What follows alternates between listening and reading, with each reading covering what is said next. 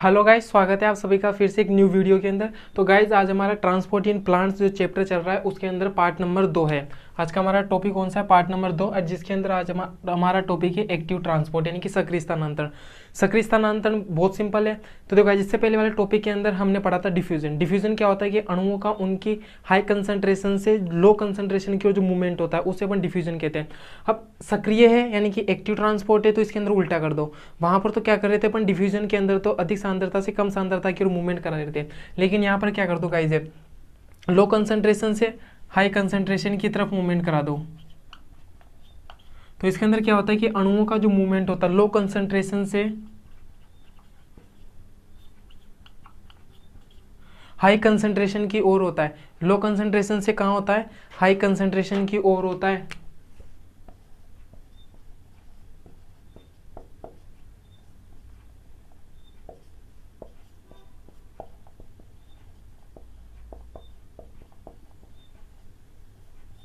तो देखो गाइज, इसके अंदर अणुओं का स्थानांतरण कहाँ से कहाँ की ओर हो रहा है?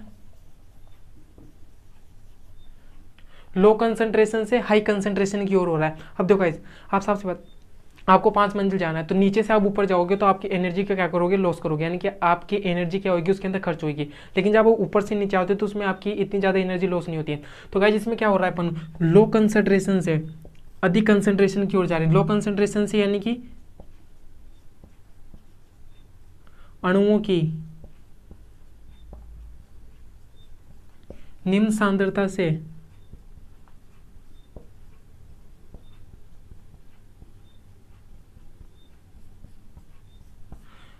अधिक सांद्रता की ओर क्या हो रहा है? यहाँ पर मूवमेंट हो रहा है। तो देखो गाइज, इसके अंदर एनर्जी का क्या करना पड़ेगा? उपयोग करना पड़ेगा। तो इसके अंदर क्या होती है गाइज?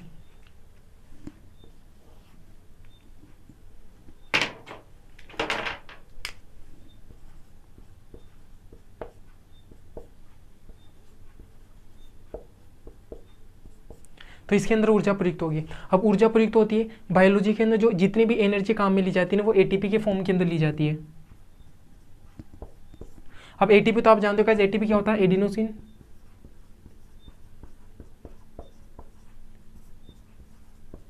ट्राइफॉस्फेट।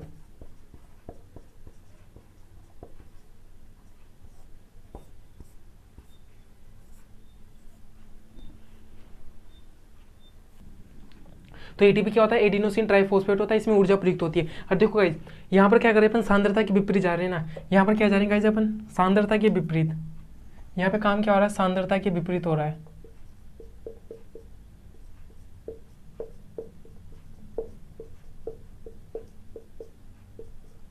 यानी कि जो यहाँ पर अणुओं का मूवमेंट हो रहा है कम से अधिक सांद्रता की ओर हो रहा है, यानी कि सांद्रता के विपरीत जाना पड़ रहा है अपन। अरे भाई, इधर कम सांद्रता है, उधर अधिक सांद्रता है, तो अपन क्या करें? कम सांद्रता से अधिक सांद्रता की ओर जा रहे हैं। तो यानी कि क्या हो गया? सांद्रता के विपरीत हो गया। और जो सांद्रता के विपरीत मूवमेंट होता है ना, उसे बोलते हैं अपहिल मूवमेंट।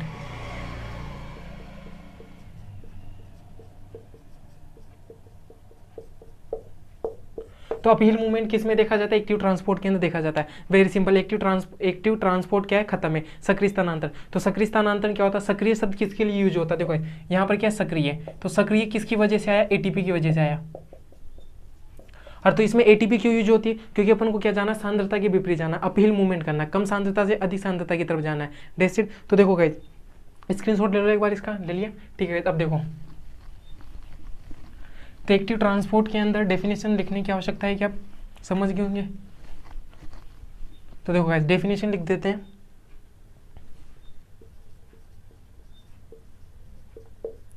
अणुओं का उनकी कम सांद्रता से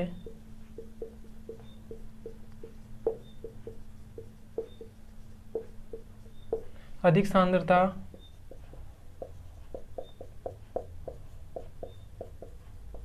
की ओर गति। तो इसमें क्या होती है गाइस? ऊर्जा प्रयुक्त होती है एटीपी के रूप में कम सांद्रता से। देखो गाइस, कहाँ से कहाँ जा रहे हैं? कम सांद्रता से अधिक सांद्रता की ओर। तो यहाँ पर क्या हो जाता है? सांद्रता के विपरीत।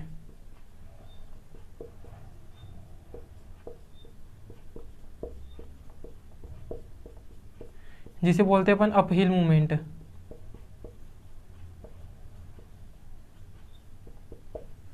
दैट्स इट गाइस, ये देखो आपका क्या खत्म, आपका एक्टिव ट्रांसपोर्ट खत्म। अणुओं का उनकी कम सांद्रता से अधिक सांद्रता की ओर गति, तो इसमें ऊर्जा प्रयुक्त होती है और इस सांद्रता के विपरीत होता है। अब गाइस इसके अंदर एक सारणी बनवाते हैं, तो गाइस मैं आपको वो सारणी बनवा देता हूँ, चलो देखते हैं। और अभी तो रुको, क्लाइमैक्स अभी बाकी है। तो देखो गाइस मैंने सारणी बना ली और यहाँ पर मैंने क्या लिखे 7 पॉइंट लिखे सारणी के अंदर। तो इसमें से पहला पॉइंट कौन सा आ जाता है, जीवित तंत्र की आवश्यकता। देखो गाइस मैंने विसरण वाले टॉपिक में आपको पहले क्लियर कर दिया था कि जो विसरण होता है वो जीवित तंत्र के ऊपर यानी कि लिविंग सिस्टम के ऊपर निर्भर नहीं करता। जैसे कि आपने एक पूजा घर के अंदर जब आप अगरबत्ती जलाते हो तो धीरे धीरे उस अगरबत्ती की खुशबू पूरे कमरे के अंदर फैलती जाती है, तो वो जीवित तंत्र के ऊपर निर्भर नहीं करता। तो विसरण जो होता है वो तो जीवित तंत्र के ऊपर निर्भर करता ही नहीं है। सुसाध्य विसरण जीवित तंत्र के ऊपर निर्भर करता है और सक्रिय स्थानांतरण भी करता है। यानी कि आप लिख सकते हो हाँ, इधर हाँ और इधर क्या आ जाता है, नहीं आ जाता है। अब बात करता हूं अत्यधिक विशिष्ट। देखो विसरण तो क्या विशिष्ट है, इसमें तो कुछ भी नहीं है, ये तो नहीं आएगा। सुसाध्य विसरण विशिष्ट होता है और सक्रिय स्थानांतरण भी विशिष्ट होता है। अब बात करता हूं मैं वाहक प्रोटीन्स की आवश्यकता। तो देखो विसरण के अंदर तो किसी भी वाहक प्रोटीन की आवश्यकता पड़ती नहीं, लेकिन सुसाध्य विसरण जो होता है वो वाहक प्रोटीन्स के माध्यम से ही होता है, तो इसमें तो आवश्यकता पड़ती है। और सक्रिय स्थानांतरण के अंदर भी प्रोटीन्स की आवश्यकता पड़ती है। अब बात करते हैं, चौथा पॉइंट आ जाता है संतृप्तता।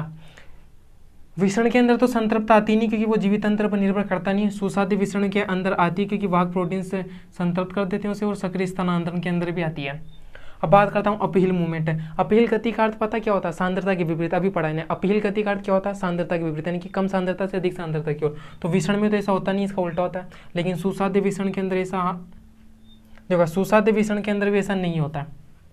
सुसाध्य विसरण के अंदर भी अणुओं का क्या होता है, अधिक से कम सांद्रता की ओर ही परिवहन होता है जो विसरण में होता है। बस सुसाध्य विसरण में डिफरेंस क्या होता है, अलग क्या होता है कि इसमें वाहक प्रोटीन की आवश्यकता पड़ती है। लेकिन सक्रिय स्थानांतरण के अंदर हाँ, अरे भाई ये वाला जो टॉपिक है ना अपील गति, एक्चुअली में वो सक्रिय स्थानांतरण के लिए लिखा गया है। ऊर्जा की आवश्यकता की बात करता हूँ, विसरण में तो पड़ती नहीं है।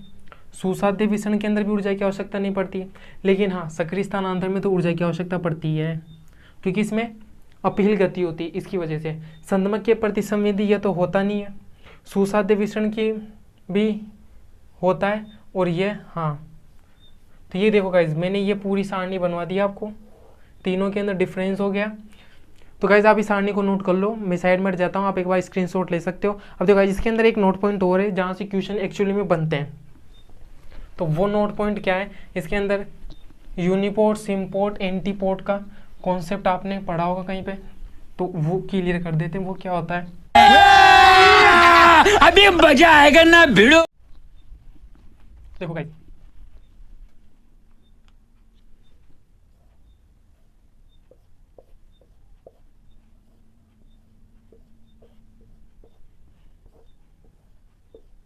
ये डायग्राम सीधे क्लियर कट अगर आपको देखना तो गाइस एनसीईआरटी के अंदर बने हुए वहां से देख सकते हो। तो देखो गाइस इसके अंदर मैं आपको मार्क कर देता हूँ कि ये तो क्या होती है, जो ये होती है ना, ये तो क्या होती है, झिल्ली होती है।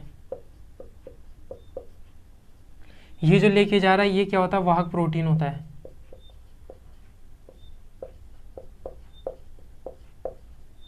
जो अणुओं को क्या कर रहा है, एक दिशा से दूसरी तरफ लेके जा रहा है। अब एक है जो तो एक ही अणु को एक ही दिशा में लेके जा रहा है, एक है जो एक साथ दो अणुओं को लेके जा रहा है लेकिन सेम डायरेक्शन में लेके जा रहा है, एक है जो अणुओं को अपोजिट डायरेक्शन में, एक को इधर लेके जा रहा है तो एक को इधर ला रहा है। तो देखो गाइस जो वाहक प्रोटीन एक ही अणु को लेके जाता है एक ही डायरेक्शन के अंदर, उसे क्या बोलते हैं, यूनिपोर्ट। उसे क्या बोलते हैं, यूनिपोर्ट। जो दो अणुओं को लेके जाता है बट सेम डायरेक्शन के अंदर तो उसे बोलते हैं सिम्पोर्ट।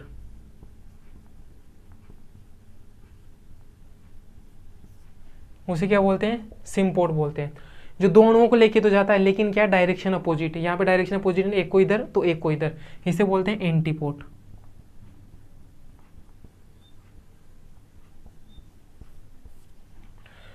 तो गाइज यूनिपोर्ट, सिम्पोर्ट, एंटीपोर्ट इसके ऊपर नीट के अंदर भी क्वेश्चन बन चुका है। तो क्या बोला तूने? तो गाइज ये बहुत बहुत इंपॉर्टेंट टॉपिक है। और गाइज आज की वीडियो को यहीं पर एंड करते हैं। सो गाइज नेक्स्ट वीडियो आएगा किसके ऊपर, डीपीडी के ऊपर। सो गाइज धन्यवाद। और वो जो लाल वाला बटन है उस पे भूकंप लेके आओ या फिर भूचाल, मुझे नहीं पता, बस क्लिक हो जाना चाहिए। जान दे देंगे इसके लिए, क्या बात कर रहे हो आप।